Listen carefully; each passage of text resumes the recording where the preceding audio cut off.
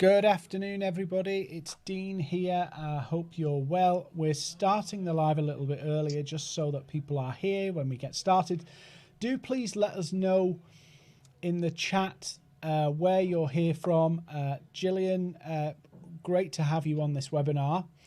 And Thanks. I know, having worked with you, the experience you've had, this is really going to help some people who are thinking, what do I do with my career now and all of that kind of stuff. So I know you're in for a treat with Jillian because she's, I'll say it in my northern way of saying it, Jillian, but you've literally started with absolutely nothing and built your way up to working in, you know, banks and big corporate organizations, but you didn't come from there. But I'm not going to steal your thunder just yet. It's okay.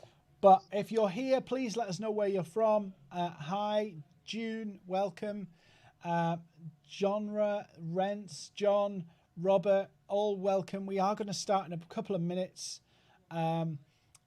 This whole session, which will run for just under 60 minutes, will be about helping you ace your interview and get into that new career path that maybe COVID's shaken the world up for you and you're thinking, what do I do now? Jillian's going to help you get some focus, get some clarity, but also how do you go and pitch yourself into these big organizations, into any organization, and stand out from everybody else? Jillian, I don't know whether you saw it in the news the other day, but there was somebody applied for a receptionist, a company put out a job advert for a receptionist, and they got 1,000 applicants for the job. Oh, I can well imagine that, Dean. I'll tell our listeners just a little story today. I was one of, 250 girls, and that was after a shortlist. Wow. So yeah, so it's not surprising. Yeah. So this is hi Subash, hi John again.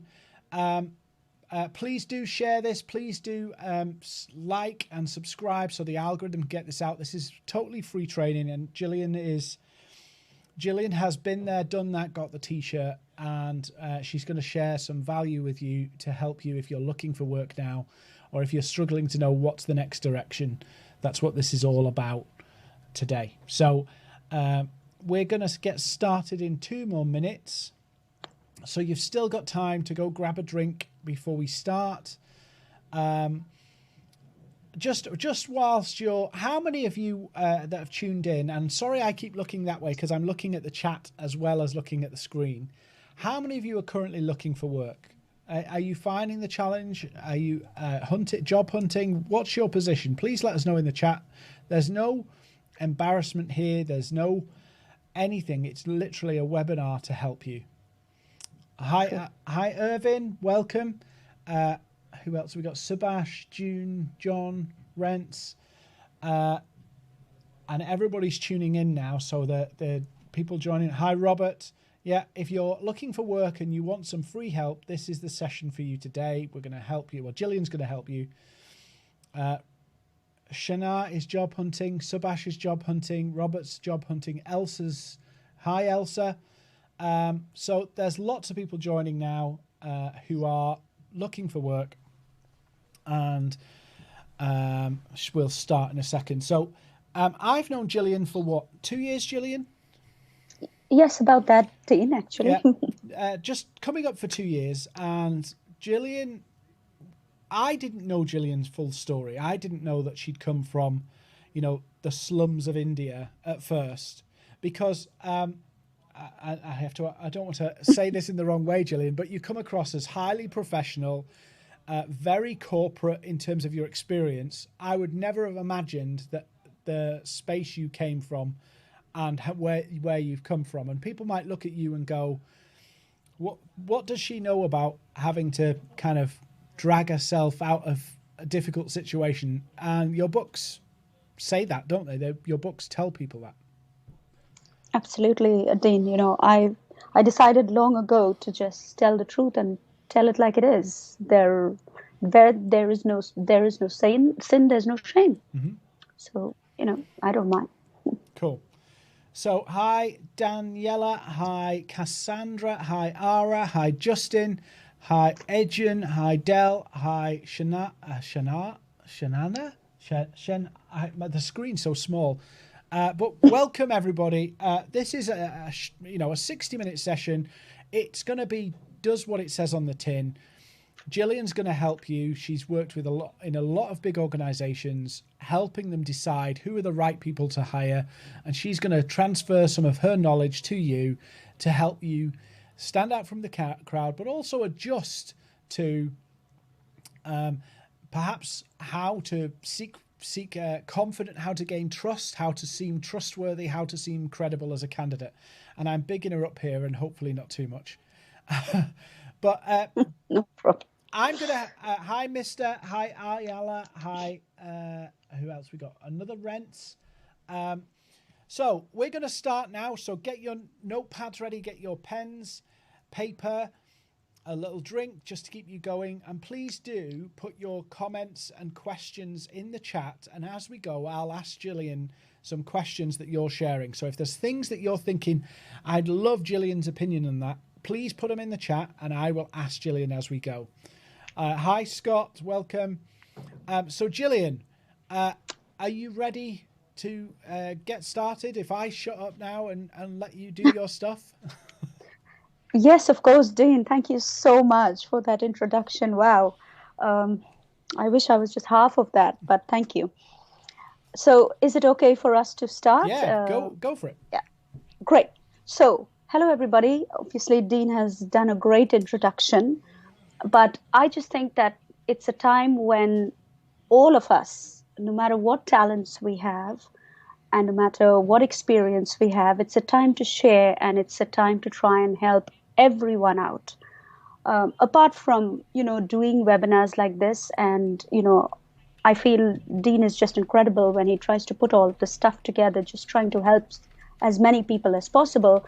But I myself have 6 charities in India, and, I wake up every single day and teach the girls on Zoom. And honestly, it's worth more than any money in the world. So we do interviewing sessions, we do beautician classes, and we do, English language classes, and you name it, we do it. So it's an incredible opportunity that I've been given today, and I'm very grateful. And I'm going to do the best I can to help you all. So let's move on first.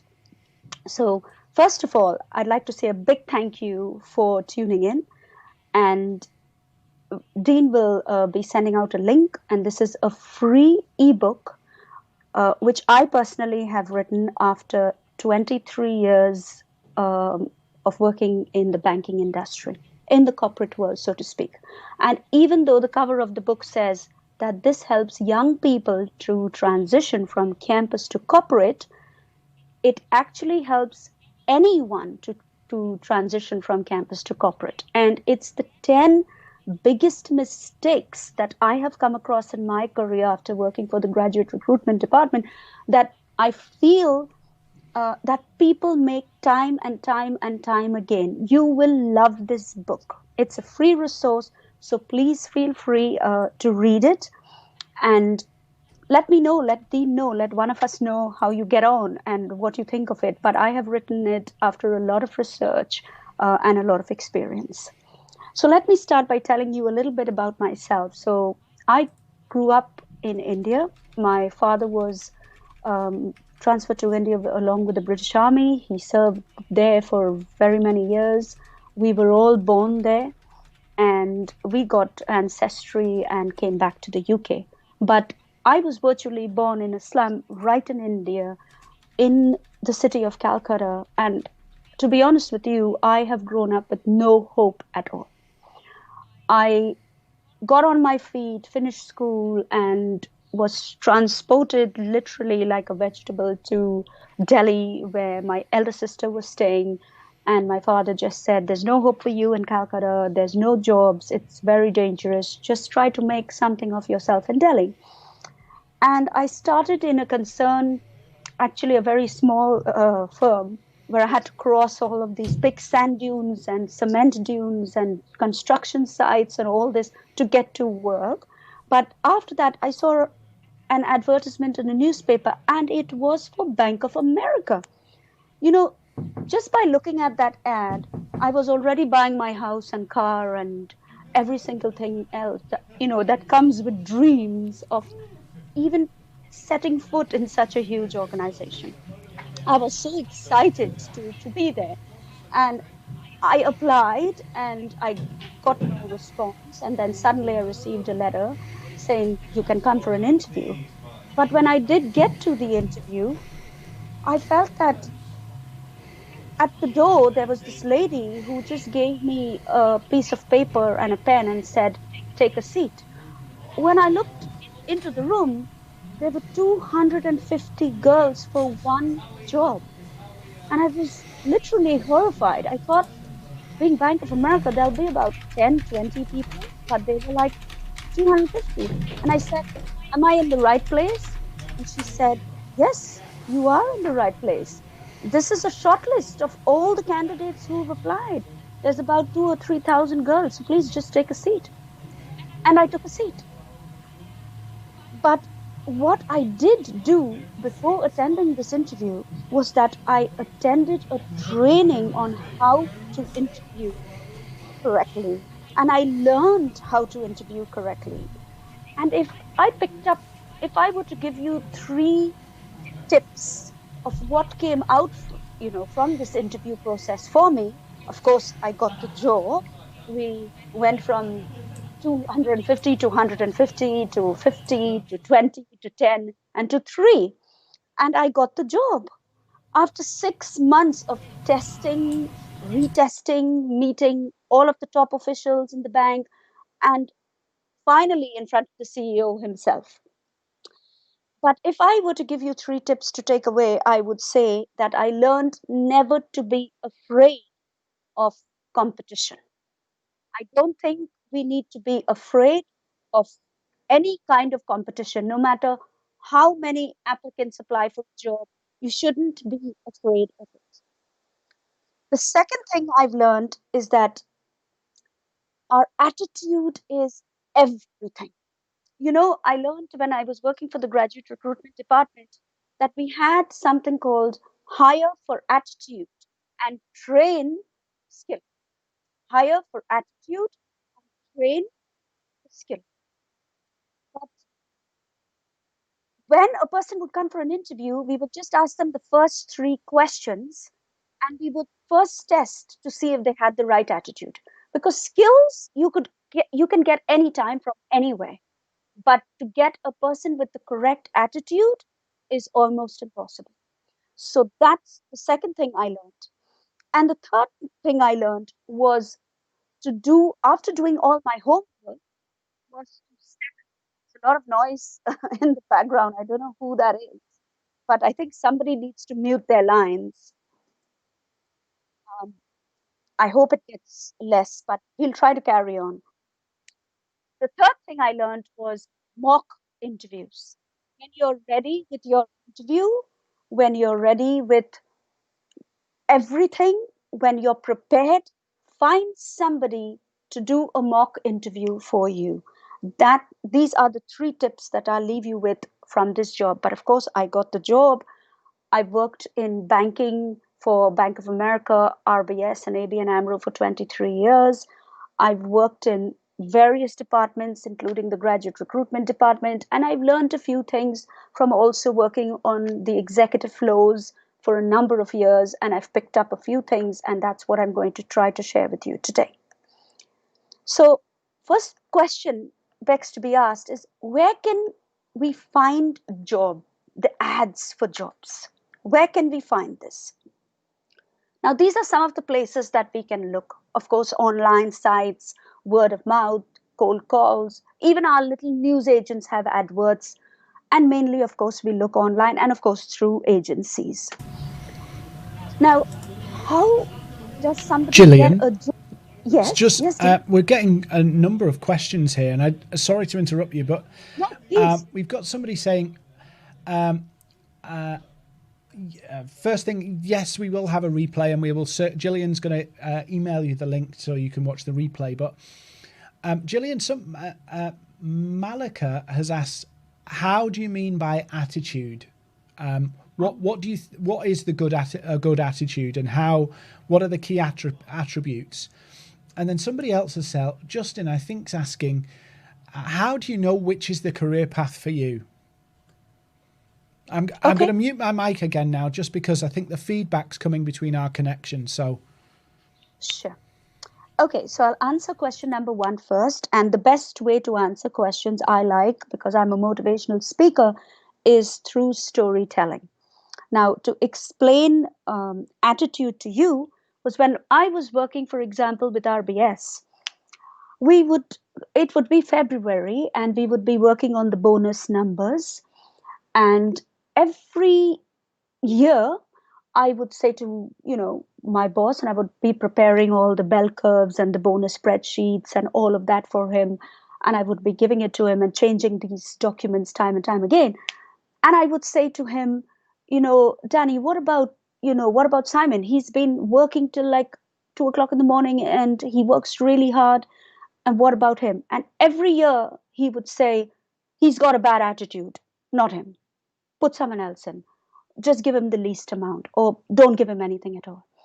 So I think senior managers have a way of watching people. As you know, there's a great book on people watching.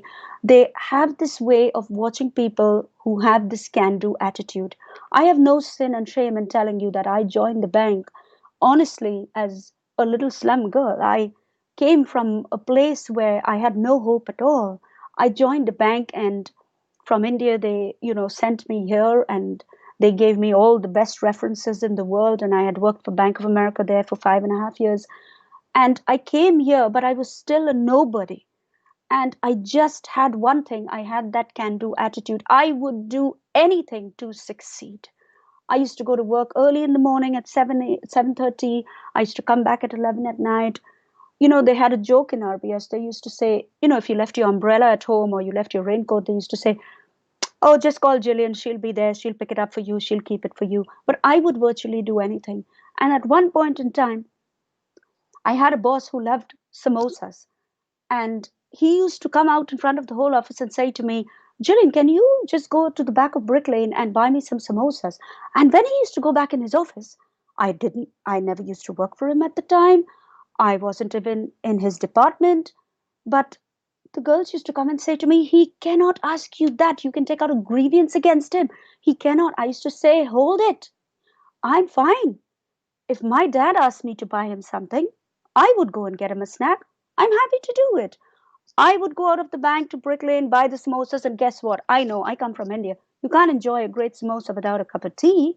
So I used to even buy a Starbucks tea or coffee and bring it back for him. That man changed my life because he would say, Jillian, you're doing sales spreadsheets and you're doing bonus spreadsheets and you're doing all of your other work, but you have no shame in doing anything. What is it with you? And I think that explains when you have the can do attitude. People spot that. And from being a nobody on a floor, I rose to actually getting the same bonuses as some of our top most sales guys on the floor. And that's what attitude can do for you. So if that answers your question, I'm going to move on to how do you define your career path. One of the ways you can define your career path is by getting a mentor and a coach. There is a structure that you can follow, and anyone can take you through that structure and define your career path. So for example, many nurses actually who I coach say to me, Jillian, we want to start our own businesses, and we want to be motivational speakers, or we want to be coaches or whatever.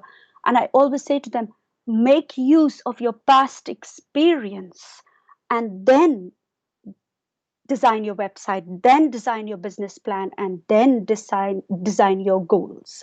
So even for a career, you will have something about you that a you really love doing, b you're very good at doing, and we are going to come to the skill part of this in a little while. But yes, any coach and any mentor can help you, and I'm happy to help you. If you give me a call after this webinar, I'm more than happy to help you. Okay, so moving on, how to get job offers even if you've never been on an interview in your life. So I'm going to try to help you with that as well.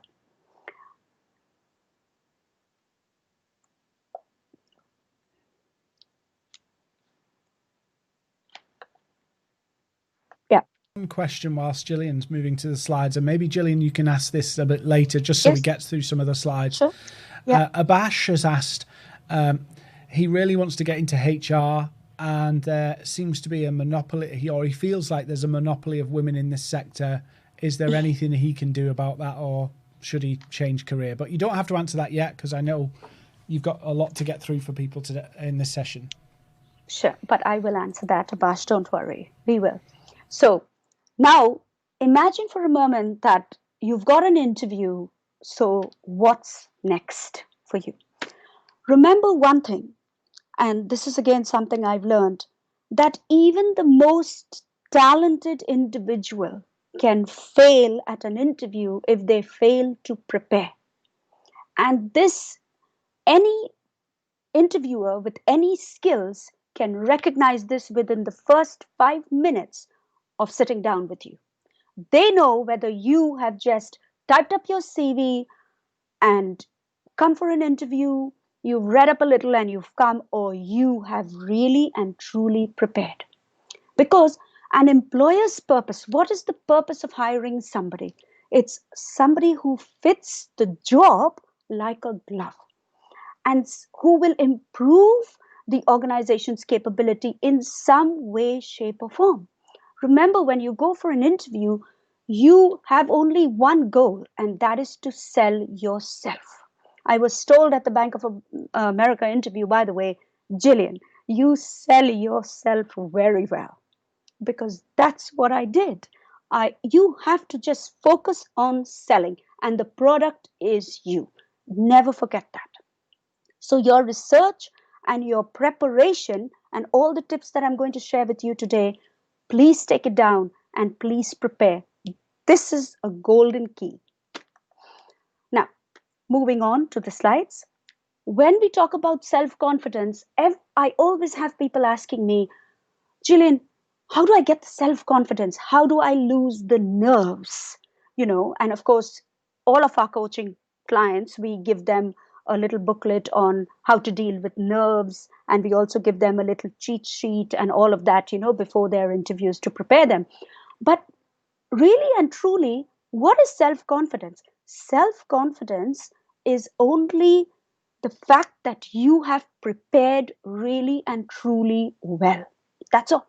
If you haven't prepared well, you will get tongue-tied. You will get nervous. You will not know what to answer. You will be, you will just be unprepared for all the stuff that's being thrown at you for that half an hour or 1 hour. But if you prepare, just like motivational speakers, they say, if you roll out of bed and just deliver a speech, people will know. But if you've prepared and you deliver that speech, you will get a standing ovation. And that is true even when it comes to job interviews. Now, Benjamin Franklin, of course, said by failing to prepare, you prepare to fail, of course. But I've highlighted only some of the words in bold to help you to understand what you should do when I say prepare. So check the company's website, read what is their vision and their mission, their 5-year plan. Read about what posts are they putting out on social media. What are they talking about these days? Any articles have they put out? Can you read that? And of course, who are their competitors? Find out who are the top 2 or 3 competitors and see if you can do a little bit research even on them. That will equip you for a fantastic interview. And I have interviewed guys who have blown me away, literally, with just their preparation skills. So study the job description, of course, but remember that before you send your CV out, take the key words out of that job description and put it into your CV.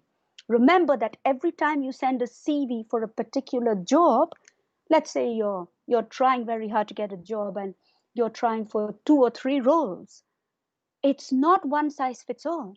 So try and get those key words out of the job description and put that into your resume, because recruiters look for resumes out of, as Dean was saying, 1,000 resumes, 2,000 resumes. They use keywords for your resume to pop up at the top. So don't forget to do that. Yeah. Now, prepare your own, not your one, sorry for the typo, but prepare your own questions. Prepare your own questions for this interview. What might you be asked? What do you want to ask? And find someone. You will always have somebody who can help you to carry out a mock interview. Even if you give them the questions in advance, or if it's a great coach or a friend or an acquaintance, they can pull out a mock interview from Google and do a mock interview with you. I cannot tell you how much that helps. It's like before you deliver a motivational speech, you practice, and you practice in front of people, and then you go out on that big stage and you deliver that speech. It's the difference that makes all the difference. So also review your previous employment, your all your job changes if you hopped around too many times, and I've given you two examples over here. So you will be asked, why did you leave your last job? This is a very, very normal question that's asked most of the time. And this is how you should answer. I'm not going to read out the answers because it's already there for you. And if you can take a screenshot or whatever, and if Dean sends out this package, you will have it. Now, when I say do your homework and prepare, the reason I've put 2 or 3 slides in is because the people who win are the people who prepare. Like I said, even the most talented people with the best resumes, you know, celebrity resumes that are wow, when you look at them, even they fail the interviews because they come unprepared, because they think they know it all. Now, so do your homework, know your prospective employer really well, find out what do they do to make money, you know who are their customers, what is you know their job involve, what will your job involve. And of course, like I said, ask for help. For example, you may be a member of, I don't know, a Toastmaster club, a speaking club, a book club. Ask people there to help you with this mock interview. Ask somebody, do you know a coach, do you know a mentor, can I get one free session? Let's say, we're all hard on cash these days. Can I just drop that mentor a line? I've written about this in my book, The Power Behind Asking for Help. There are so many people out there today ready to help if only you will ask. So ask anyone who knows a mentor, knows a coach, who can say, please, can you just give me 1 hour of your time to prepare me for this interview? And people will do it. Learn all you can about the company. Learn all you can. And remember to tailor your responses around the customer needs. Try to target their needs, not yours. Jillian, we've just had a good question which relates to what you're saying right now. Sure. Gary is asking, how do we find the keywords in the job description which kind of mirrors to find the customer's needs, find what are the needs of the employer? Naomi's asked, if you've just graduated and want to apply for a field that is not related to your major, what should you do? And Feroza has asked also, which is similar, what advice have you got for people who are trying to get into a new area or field, so they've got no work qualifications or experience perhaps in the current field? Okay. Do you want me to answer those now, Dean, or at the end? Yeah, I mean, we've got about 35 minutes left in the session. Okay. So I'll leave it to you how you want to address them, because I don't want to sap all your time up. Okay, no worries at all. I'll continue with the slides and then I'll take all the questions at one go. Is that fair? Okay, so like I said, again, as motivational speakers, the one question we are told to remember every time we open our mouths is, what's in it for me? Which they call the greatest radio station in the world. So what's in it for me? Your audience are always asking, what's in it for me? Don't tell me so much about yourself. I really don't want to know. I want to know what you can do for me. The same applies at job interviews. We understand you're here for a job, and we understand that you need the money, and we understand that you want to progress in your life and your career, but the company wants to know how will you benefit them, what's in it for them. Don't forget this point, it's very important. And of course, as you all know, every human being only has 7 seconds before they make the first impression. We only have 7 seconds. Like I said, when you sit down in a room with me, within 5 minutes, I can know whether you've prepared or not. And likewise, it takes just 7 seconds to know whether, you know, to make the best impression. So please, I know all of you already know this, but I put the slide up anyway, is definitely learn how to dress, how to carry yourself, how to speak. That's why a mock interview is so important. But you all know this, so I'm going to move on with the slides very quickly. So, how should you act? Many people know, of course, how to act. But there are these little things that many people don't know. So, for example, body language. When you're sitting with an interviewer, look up on Google NLP, mirroring, matching, gestures, and rapport building. Just look up these three keywords if you can: mirroring, matching, and rapport building. And you will learn little tiny gestures and movements, how to work with the interviewer to mirror them, match them, and that is the art of body language. And that will make the interviewer like you, take to you, and it's amazing how these things work. So that's one of the tips that I've highlighted that I wanted to share with you. And of course, many people, and I've seen girls do this a lot, they keep biting their lips at interviews. Well, many girls bite it because they're nervous, but even I've seen some females bite it because they want to look prettier or whatever the reason. But I can tell you, it just shows that you're making things up. So please, whoever you can give this advice to, tell them not to do it. And the art of listening.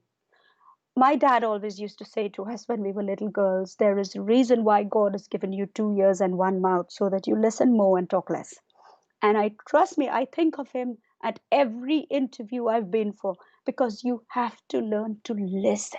Sometimes I've even only asked half the question and the person's gone down like da da da da da da da. And I'm thinking, wow, just give me a chance.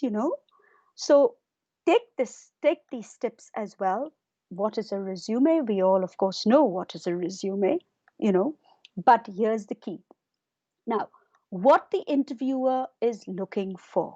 An interviewer is looking for content skills, functional skills, and adaptive skills, mainly in these three categories.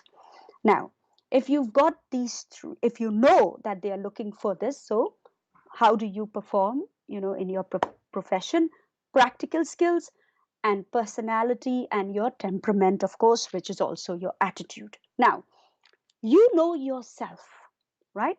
You know where your strengths and weaknesses lie. Now, here's the key.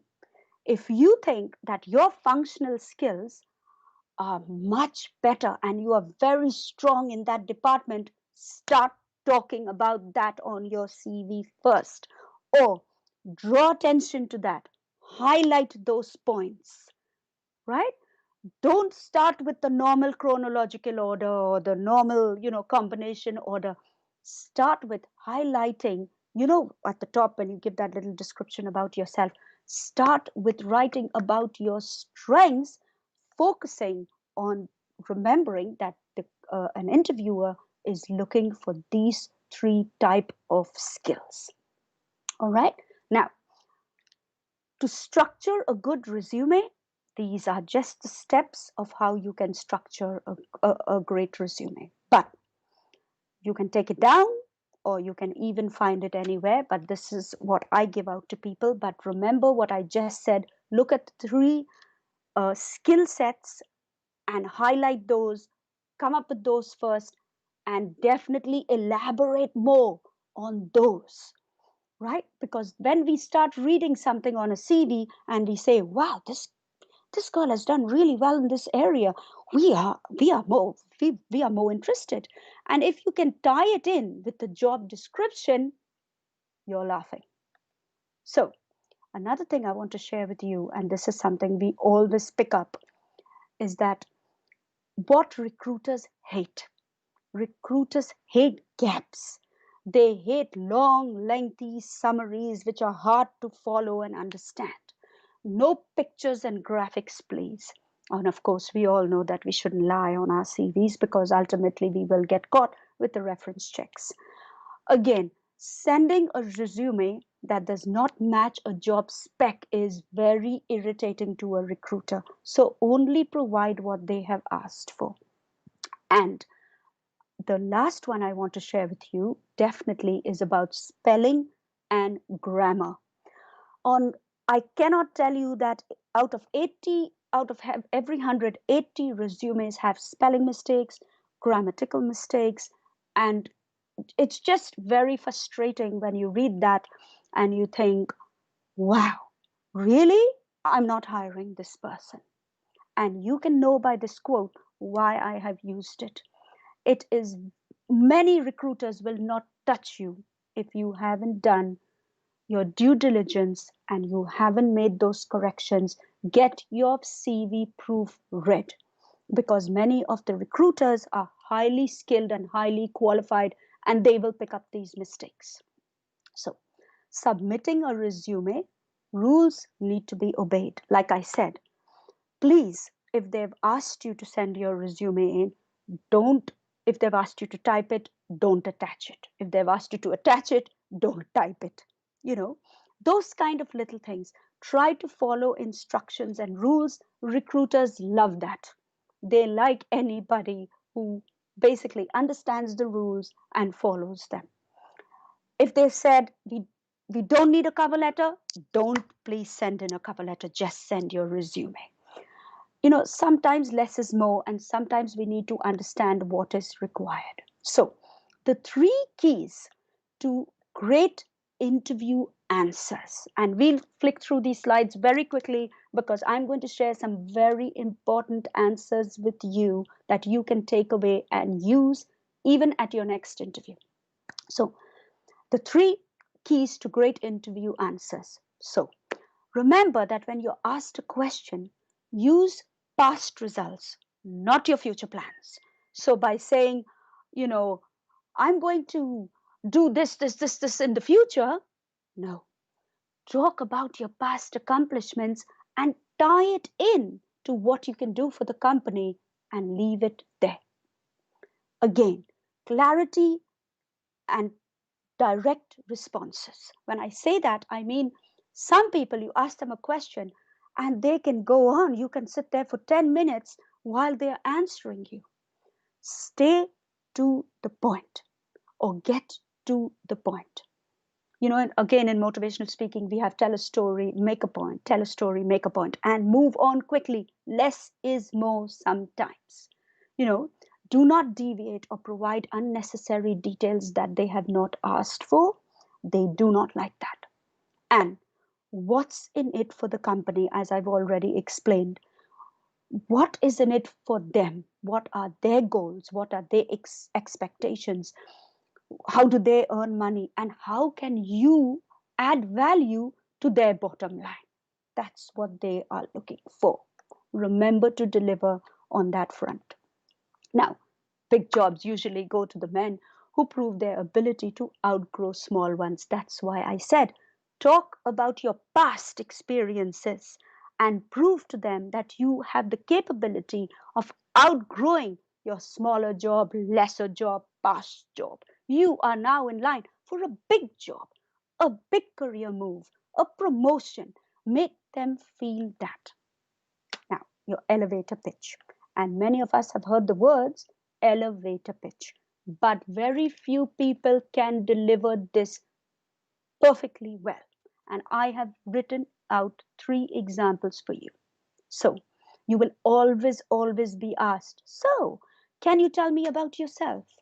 Or can you walk me through your background, please? And there you go. Oh, but I did this and I have done that. Oh, no, no. Please take a screenshot of this.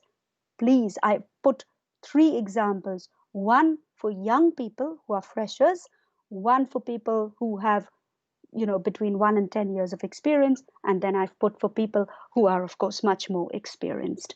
But your elevator pitch is key. Sometimes they'll just ask you this in an elevator while going up with you, and they have already decided whether they want to hire you or not. So, what makes you think that you would be a good fit for example, havaniceday.com? So, as I say, do say, I reviewed the job description and I think that the role would be a great fit for me in my next career move. It's the way you answer. Don't say, I applied because I need a job, I need to pay my bills, I need money, I don't have anyone to look after me. I applied because the office is very close for me. I applied because I read that you offer good benefits. It's very much like having a girlfriend or a boyfriend, and you say to them, well, I'm taking you out because you live very close to me, or because you're very attractive, or something like that. No, you have got to give more in-depth answers. So please take away the do's and the don'ts. Key questions and answers, and this is something we are going to go through very quickly, and I've given you the question and I've also given you the answers. Please take it away.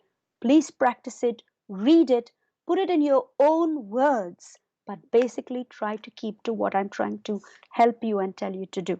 So, how has your job search gone so far? You will be asked. You know, there is a particular way that you need to answer these questions. What are your salary expectations?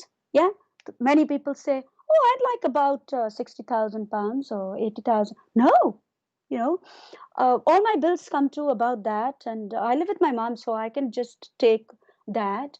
No, that is not the professional way to answer. How soon are you available to start? That is a very key question. Sometimes the way you're asked these questions, you think that they're actually having a easy chat with you, but no, you are being judged every step of the way. Experienced candidates, the way they can answer. Yeah, a standard 2 week notice if you're asked, how soon are you available to start?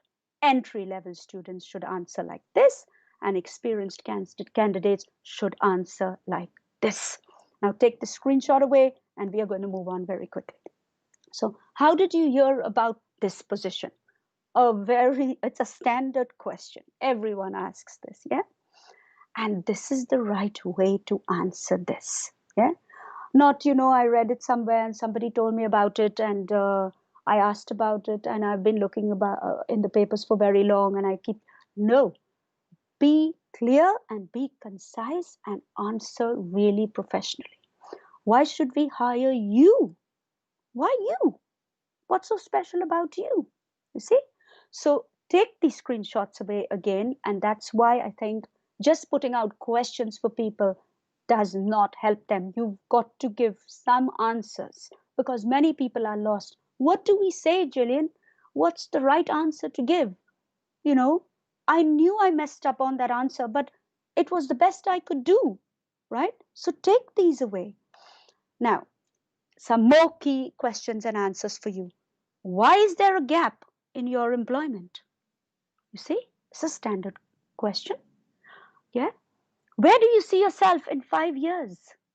Standard question. You see, do you have any questions for me? Yes, I do have a question for you. If I'm hired for this position, what would you recommend I do in the first 60 days to be a successful hire as possible, or to be an asset to your organization? you know so take away all these answers, and that's why I've given it to you, and I sincerely hope they help. Here is a list of more questions, but like I said, if you have a good mentor or coach, it will take a 1 hour session only to take you through a fantastic A to Z interviewing process where you will never have to worry again. Now, given that we are facing what we are facing today, COVID-19 and all of that. Many of the interviews are taking place in beer gardens, outdoors, restaurants, with all of that. So we must know what to do and what not to do outside. I have been interviewing people at Starbucks coffee shops and, Jamie's restaurants and all over London. And sometimes I watch them and I think they have never interviewed outside ever, have they? Right? So these are some of the things that you just definitely shouldn't do when you are being interviewed outside. Please, again, take this away and please remember that the person interviewing you is not your friend. Sometimes you laugh and joke and you think, wow, it's gone really well. She really liked me. But actually, you get a no, thank you. Because familiarity breeds contempt. And you must not ever cross that boundary with an interviewer. Remember all of the interviewing techniques that I've already just shared with you. And of course, phone interviews that are happening every day today. Please don't be anywhere where there is a lot of noise or disturbance. Please try not to, even sometimes people go to a park and then suddenly a dog starts barking just very close to you. I've had that happen, with the girl I was interviewing the other day. Print out your resume and take your papers with you. Don't rely on your papers being online, because if your computer dies or your connection dies, you are at a loss completely. It's the same thing when you don't prepare. You are at a loss. So always take your papers with you. And remember that when you're on the phone, stand up and speak, because that will give you this energy and this confidence, and that will be picked up by the interviewer on the other end of the phone. That is what we teach people when they are doing, radio interviews, when they are, when you run a radio station, and I do, so I know that most of the time, we stand up when we want to bring energy to an audience, when we want them to feel that, yes, we want this job. We want nothing more than this job. We are excited about it. Yeah. So, and again, there's a lot of things that you can do with your tone, your voice, your expressions, just like I'm doing now, to express your desire and your need and your excitement for the job. Use all of those skills. And again, of course, video interviews, make sure that when you set up your background, you have a clear background, no shiny things, no smiley things, and all of that. Look at the picture, be really professional. Yeah. Always have a notepad and pen. And the greatest tip I can give you from this whole list is always have your interviewers' numbers to hand, because the connection can fail, your computer can suddenly die, the battery can run out without you even knowing, the electricity can sometimes go, but you should be so proactive to call the interviewer back and say, can we please continue on the phone? That is professional. Not like, oh, I'll have to wait now for him to call me back, or I'll call the HR person and tell her that, oh, my computer died and I don't know what happened to the connection. That is really, really very poor. Okay, so another point that I want to share with you is, like I said, test your technology, and I've just said that, your audio, your battery charger, all of that, and always have the interviewer's number, and never forget to show appreciation before you end the call. Being grateful and showing appreciation makes a huge, huge difference to the interviewer. They really, instead of just saying, thank you for interviewing me, no, show your appreciation. I'm so grateful for this opportunity and, for your time that you've spent on interviewing me today. If there's anything else you need, you have my resume. Please feel free to contact me. They appreciate that so much. Yeah. Now, these are some questions that employers cannot ask you. And of course, depending on which country you're in, of course, but these are some of the questions that we weren't allowed to ask any candidates. So you can take that away as well. Now, you have finished your interview. You are at the end of it. You've come out of the interview. Make sure, of course, that you shake hands and all of that. And you, like I said, verbally thank the interviewer, show your appreciation, and ask when or she plans to, make a decision and come back to you in the politest possible manner. And one tip here, never forget that while your mind is fresh, whether you do it on paper or whether you do it on notes on your iPhone, immediately document your experience. This is a Harvard technique that has helped me to no end. And I know so many young people who use this today. And they say to me, wow, Jillian, it's amazing. Come out of the interview, get on the train, get on a bus, whatever, and start to document your experience. What are the questions they asked? What can you remember? What didn't you know? What is it they were looking for? What is it you struggled with? And that will help you to get better and better and better and better. When I joined Bank of America, I used to contact every agency in the city and still go for all the interviews all around the city. And I used to get every job. And then they used to tell me, but why, Jillian? Why don't you take the job? I'm like, I'm just gaining experience. I love interviewing and I love to be told I've got the job. Actually, I don't want the job, but I'm actually also trying to gather this data, to find out what people really and truly look for. So you've got the job. Ask these more than relevant questions. You can ask this in a letter, you can ask this in an email, you can ask this across the table. So these are all just some questions that you can ask. And Dean, over to you if you want me to go through any questions, or should I go through the questions I have? So I'm just going to run through some questions, Jillian. Just before I do, a lot of people have kind of stayed to the end, and we promised that we'd give them a free ebook at the end of the session. So what I'm going to do is I'm going to share the free ebook link in the chat, and then we're going to answer some questions so that people can download this later. Don't worry, we will email this to you. But also, what we have as well is, and it's available from Jillian's website, is her book about the 10 habits that will accelerate you to corporate success. So I'm going to share that link as well, so that people can go and have a look at that. We'll send the link as well. But here's the questions that people are asking. So the first one I'm going to mention is Gabriel has said, a lot of research suggests that you should delay the salary negotiations for as long as possible in the process. Do you think that's true? And do you have any kind of other tips around how they negotiate on the salary? The other one is, a few people have said, what if they've got qualifications but never got into that role before? So perhaps they're fully qualified, but maybe not much experience. Somebody else, Faruza, has asked about how do you bring up, so where we've talked about some people asking the question of what's your salary expectations, how do they bring it up if it's not mentioned? How do they ask about the pay? Because I know when I've interviewed people, that's quite an awkward thing. And again, Feroz has asked about, the current trend is to ask people what their current salary is before they actually discuss what they're prepared to offer. So let me just have a look. So no experience but qualifications.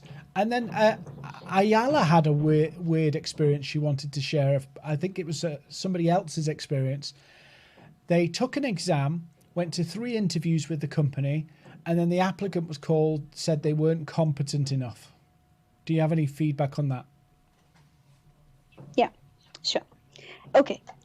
So first of all, I'll answer the salary question because that's, always the topmost in everyone's minds. And the salary, firstly, will always be mentioned on a job description, or the recruitment agency will tell you what the salary is, and you will have an idea of what the job is paying. You will have that idea. So if that salary is, you're comfortable with that number, then you're going for that interview, right? But you want to get to a point of what about the salary and the benefits, and how much will I get in a month, and all of those negotiations? I would say to hold that to the very end. Let first get through the whole interviewing process, because if you are liked, and if they feel that you have come through, I can tell you my own experience at Bank of America. When I got through and I got the job, the lady in the seat at that time actually scared me to death. And I have no shame in telling you this. She said to me, Jillian, he's crazy. You cannot work for him. Honestly, he throws things. He's very difficult. You cannot work for this man. It's very hard. So after going through all those interviews, I thought, no, I don't want this job. I'm not taking this job. I don't like anybody scream and shout at me. I can't do it, and I can't work with numbers and all of this when people behave like this. So I left, and they sent the interview letter, and I was happy to get it. But then I thought, no, I'm not working for this man. So I sent it back saying, thank you very much, but no, thank you. Uh, I've decided not to take the role for personal reasons. And I wrote a very polite letter. But when they like you, salary is not the issue. I can still show you two letters, both from Bank of America, where they doubled the salary and sent it back to me saying, Jillian, we've doubled the salary, but you've got to join us. And I thought, oh my God, now it's too good to be true. I have I have a little brother and sister, two little ones to bring up, and the money was just amazing. I've got to take it. And so I took it. But just leave salary negotiations to the end, because if they like you, the sky is the limit. You can get anything done. That's my advice on salary. Um, on the on the other questions, Dean, if I'm reading this correctly, is qualifications, no experience. How do they get into the role? Yeah. Right. I've got a So couple of others as well. And Subash has tweaked his CV a number of times, and he feels like he's missing something from his CV that's not making things come together for him. He's not getting through interview rounds. Is there any tips there? Catherine's asked, how do you avoid ums and ers, those things that we all do? I think I just did it, actually. And then Mary's asked, what would be the best questions that we can ask the recruiter once they ask at the end of the interview, do you have any questions? And I think you've kind of covered that earlier on. So yes. Mary, perhaps once this is over, go back through the slides, because I think they were all there. And we'll send the slides round by email as well. So I think you probably cover that in that one. So those two new ones. Subash is, what's he missing on his CV that's maybe creating obstacles for him? And Catherine, how do you eliminate the ums and ahs and ers? Okay. So I think I can answer this ums and ahs very, very easily, and I always laugh because obviously I belong to Toastmasters, and we practice that every second week of our lives. Where anyone who's joined Toastmasters knows that you have an arm counter, and you're taught to speak using less filler words. So some of us say, maybe, yeah, yeah, no, like that. But those filler words can definitely be addressed by a mock interview and by practice, practice, practice. That's why speakers become so good that at the end of an evening, they count up your ers and arms during your speeches, and you're told, actually, Jillian, you never had a single er and arm today. But that comes with practice, practice, practice. So I would say set up your mock interview and practice, and you will automatically drop out those ers and arms. Another way to do it is to record your answers, interviewer answers, and listen to it back. And you will know within 2 or 3 times of listening to it, you will know where you have to drop these filler words. So I'll leave it there. Now, the best questions to ask a recruiter, you're right, Dean, it's on the slides. But like I said, one of the best questions you can ask is, how can I be an asset to this organization? Do you have a question? Yes, I do. How can I be an asset to this organization? Or what can I do to ensure that I get this role? What else can I bring to the table? When I joined RBS, I said to my boss, Danny, can you give me 2 jobs? He said, Julian, this doesn't happen in this country. You may have had 2 jobs in India. It doesn't happen here. I said, nobody needs to know. Only you and me. You're the topmost boss. Give me 2 jobs. I am capable and I can do anything. And you can check. I had 2 jobs in RBS and 2 jobs in Bank of America. And they gave me the jobs. But that's what you can do when you know the boss, very well, and you're determined to succeed. You can do that. The other questions I'm trying to look for, Dean, is by Subhash. He's tweaked his CV and he's still not getting any a green signal. Subhash, very easy. Like I said to you, please look at the job description. Please put those keywords into your resume. And every time you send out your resume, put in those keywords and change those keywords, because recruiters, it is not humanly possible, I can tell you from experience, to look through 1,000 and 2,000 resumes. There are systems, different platforms that we all use, and we put in keywords and the resumes come up. So that's one tip I can give you. But of course, there are very many other tips we can give you. If you find a coach or a mentor, they can help you to get out there. Jillian, just a few more questions. Ashish has just asked, what are the essentials for a cover letter? And Lee May has just asked, is there such a thing as being overqualified? Yes, definitely. There is such a thing as being overqualified, because when they interview you and they find that you're overqualified for the job, they know that it's a matter of time when you will leave. They know that. They are no fool. They know that you probably need the money right now. You haven't got a job, but you'll take the job, and after some time they'll train you, they'll invest in you. This always happens actually with salespeople. I knew top sales guys who would come in and get the bank to pay for their MBAs. And it's a lot of money to do it from Oxford or Cambridge or Princeton or Harvard or whatever. And the bank would pay and then they would leave. So people watch out for that, of what's the investment that we are going to put into this employee, and then she or he is just going to leave. So be careful that you don't oversell yourself, even if you are overqualified, but you're desperately looking for a job. Watch that line. Yeah. Another question I'm trying to answer, Dean. Yeah. The cover letter.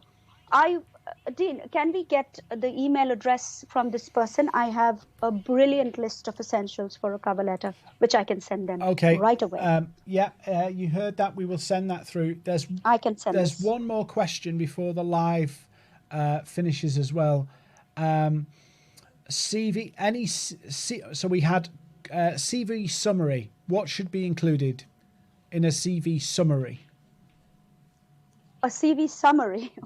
Okay, how do I can't explain that right now, but like I said, when I showed you the 3 type of skills, let me see if I can quickly go back to that slide and quickly just take you through this again for this question.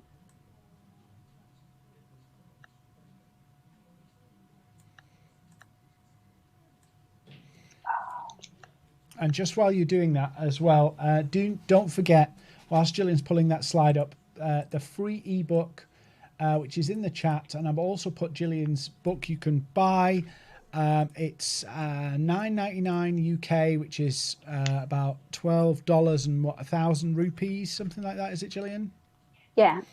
So if you want that, that's a really great resource. And Jillian, if you want to connect with Jillian as well on LinkedIn, you can do that too. So Jillian, over to you in the last kind of 60 seconds of the session. Okay. The book is brilliant, and I can only tell you that again, I've written it. The first book that you will get is on the 10 mistakes that most people make, and the 10 habits are on how not to make those mistakes. There are some brilliant examples. All of it I've collected from my days in banking, and you will love it. Please try to get it and please use it. It's going to be very helpful to you. Now, moving on to this last question. Like I said, interviewers are looking for content skills, functional skills, and adaptive skills. If you know that this is what they are looking for, at the top of your description, know your strengths and your weaknesses, and in your description, focus on that. So if your functional skills, you're very, very strong at functional skills, then make sure that you absolutely draw attention to those functional skills at the top of your description. Like I said over here, they are looking for 3 types of skills. You know your strengths and weaknesses, put that into the description. Start with that. Don't worry about chronological and combination and functional. Start with that, if that helps. Awesome. But if there's anything else, I'm here. So Jillian, please, we've got to wrap up now, but please do go download the ebook. Go buy Jillian's book. There's the 10 habits and the 10 biggest mistakes. You need both of them. They will massively help you up your game in getting that job interview, getting noticed in that pile of CVs. And importantly, go and connect with Jillian. If you think, actually, I could do with some help, Jillian runs coaching sessions. She'll be happy to talk to you about putting some coaching sessions together. But we hope you've got benefit from this webinar. Please go find Jillian. Let her know, that you've appreciated this session from her, because I know it's been really useful to a lot of people. I've been in the chat, so I've been seeing all the questions and the thank yous, Jillian. But thank you for watching, and Jillian, thank you for doing this. It's been a privilege to have you on this session. And any final wrap-up comments from you, Jillian? No, I'd just like to say a big thank you to you, Dean, because you were the one who came up with this idea of, to help people. And based on what I do, I think it's a perfect match, and I can't thank people enough for coming. Like I said, it's making yourself available to these sessions that are going to help you. So, and we've had a great thing. 1,076 playbacks on this live session. So good numbers. Wow, that's great. Awesome. Thank you so much. Thank you, Jillian, again. And please go find Jillian, get those 2 books to help you on your journey to your next role, and let you smash that interview, let you ace that interview. Thanks for watching, everybody. See you again soon. Thank you, Dean. Done.